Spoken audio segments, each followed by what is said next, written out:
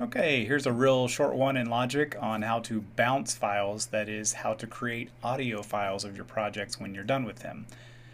Okay, I have a fabulous project I've created. It starts with this drum intro.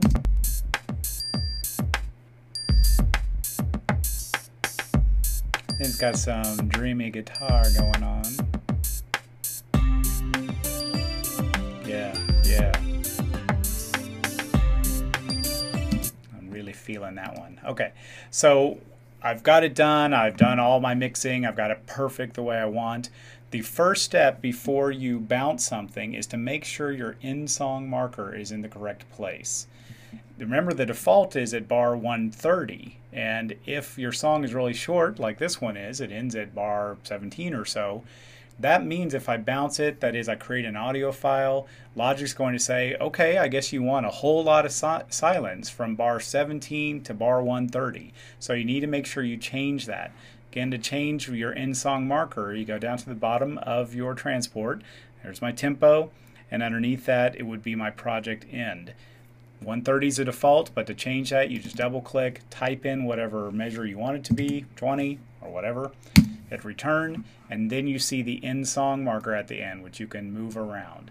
You want to make sure, though, that you don't put it at the very end of your regions, because if any of these tracks have an effect, maybe a reverb, echo, that type of thing, this will just chop it right off, which will sound very unnatural. So you want to make sure you move it to where at least you have some space there. And of course, you want to listen to the very end to see where is it actually silent.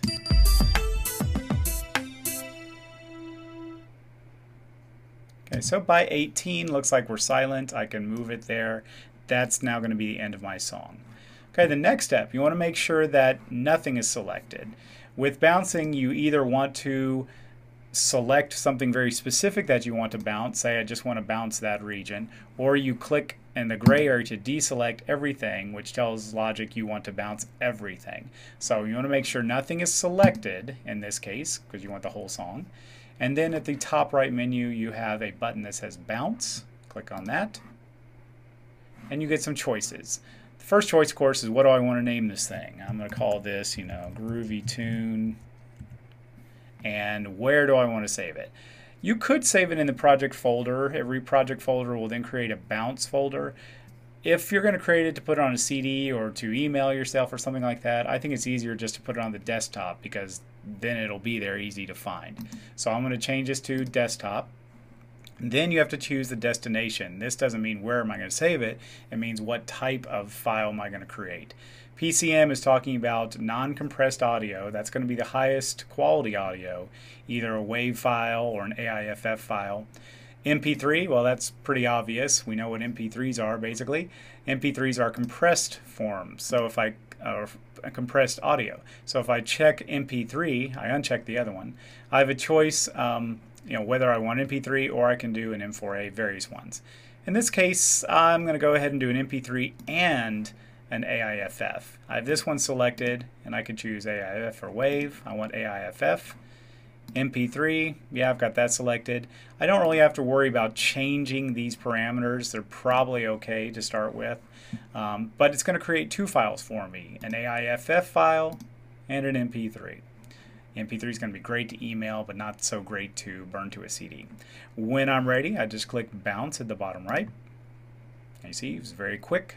It's now bouncing both an MP3 and an AIFF file. Okay, I'm just going to minimize this so I can see my desktop. Hey, and there on my desktop, kind of change the icons. But you may have a different looking icon. But the one's an AIFF, one's an MP3.